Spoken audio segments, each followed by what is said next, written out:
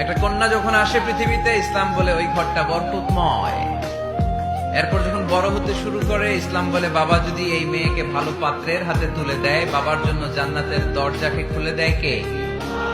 তারপর সে যখন কারো বধূ হয়ে কারো ঘরে যায়, ইসলাম বলে খয়রুকুম খয়রুকুম লি আহলিহি, তোমাদের মধ্যে ওই ব্যক্তি আল্লাহর কাছে সেরা যে তার স্ত্রীর কাছে সেরা। কার কাছে সেরা? আপনি আল্লাহর কাছে পছন্দনীয় হতে হলে আগে আপনার স্ত্রীর কাছে পছন্দনীয় হতে হবে। আপনার স্ত্রী যদি আপনার A+ দেয়, আপনি আল্লাহর কাছেও, কথা বুঝে নাই বোধহয়। আপনার বউ যদি আপনারা দেয় A+, আল্লাহ দিবে কি?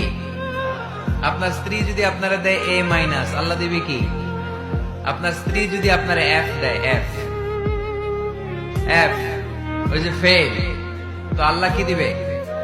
আজকে যে ভাবিরে ধরবেন, কি দিবা? কও কি দিবা? হ্যাঁ, ওই যে বিয়া করে নাই A+।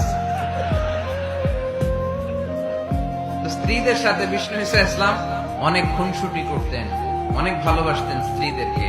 আম্মাজান খাদিজাতুল কুবরা আত-তাহেরা রাদিয়াল্লাহু তাআলা আনহাকে বিষ্ণু ঈসা ইসলাম এত ভালোবাসতেন, তিনি বলতেন রুজিকতু হুব্বাহা, আমি খাদিজার ভালোবাসাকে আল্লাহর পক্ষ থেকে রিজিক হিসেবে পেয়েছি।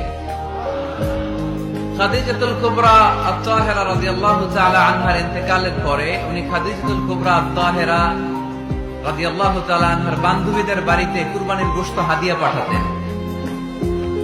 আম্মাজান আয়েশার সামনে যখন তিনি বলতেন যে খাদিজা এমন ছিল, এমন ছিল, এমন ছিল, আম্মাজান আয়েশা রাদিয়াল্লাহু তাআলা আনহা রেগে যেতেন, বলতেন আমরা কত সুন্দরী, আমাদের কথা কন না কেন?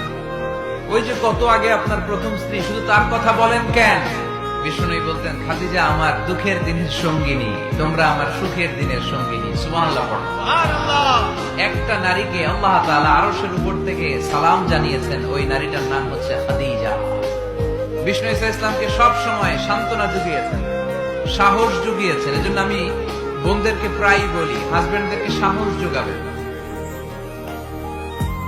স্বয়ং আল্লাহ তাআলা সাইয়েদনা জিবরাইল মারফত জানিয়ে দিলেন, ও নবী বাশশিরু খাদিজাতা বাইতান ফিল জান্নাহ, আপনি আপনার স্ত্রী খাদিজাকে এমন একটা জান্নাতের ঘরের সুসংবাদ দেন যেটা মণি, মুক্তা, ডায়মন্ড, সাফায়ার স্টোন দিয়ে তৈরি, যে জান্নাতের ভেতরে কোনো আওয়াজ নাই, নয়েজ নাই, চিৎকার নাই, হই হুল্লোড় নাই। সুবহানাল্লাহ পড়েন। এর কারণ সাইয়েদনা খাদিজাতুল কুবরা রাদিয়াল্লাহু তাআলা আনহা বিশ্বনবীর জন্য ওনার ঘরটাকে এরকম ঠান্ডা পরিবেশের